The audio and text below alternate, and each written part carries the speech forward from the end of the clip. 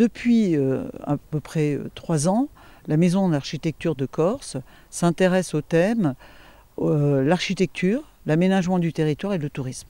Beaucoup de personnes pensent que le tourisme et l'architecture, ça n'a rien à voir, et nous, on démontre qu'effectivement, il y a une étroite relation avec ça. Il y a eu un appel à candidature sur cette thématique européen.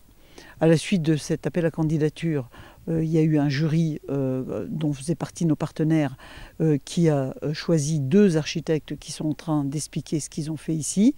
Et les 2 architectes qui sont espagnols, mais qui ont déjà un CV bien développé, ont fait...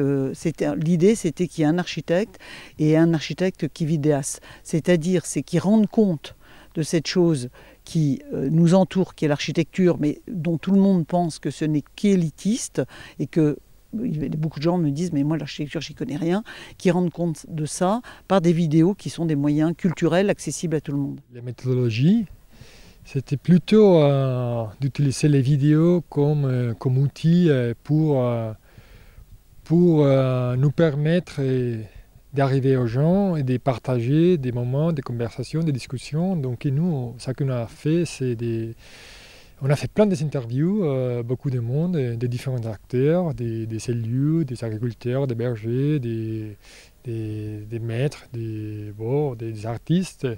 Et l'idée, c'était toujours d'avoir un regard le plus élargi que possible.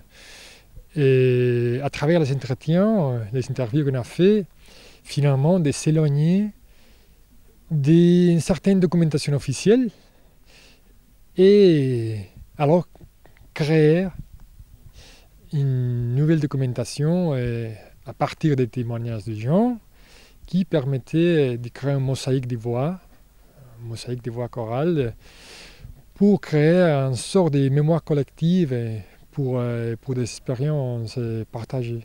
Alors quelles sont les idées, je dirais, à retenir de cette conclusion ? Cette conclusion, c'est le travail qui a été fait. On partait un petit peu dans l'inconnu parce qu'on savait qu'il y avait un potentiel touristique à partir de la culture et on avait besoin de cette résidence pour explorer un petit peu tout ça et avec des conclusions qui vont nous donner des pistes pour pouvoir dans l'avenir essayer de développer ce type de tourisme-là autour d'événements majeurs comme celui de l'âme, Albuicapé, Épine. On en parle depuis quelques années, mais on en parle beaucoup. Mais entre en parler et le mettre en application, c'est compliqué. Donc il faut créer les outils nécessaires pour pouvoir travailler dessus. Et ensuite, il faut avoir des espaces et des endroits comme l'ARIA qui vont permettre de développer. Alors maintenant, tout le travail qui nous reste à faire à nous, avec les politiques, c'est de se réunir, de discuter de tout ça et de voir comment maintenant on peut faire un tourisme qui soit autre que celui qu'on voit l'été sur la Balagne, cette balnéarisation de la Balagne, mais quelque chose qui, avec la culture, permet non seulement d'avoir un tourisme qui soit hors saison, mais en plus un tourisme qui aide la culture. Il ne faut pas que ce soit un tourisme qui soit destructeur de la culture.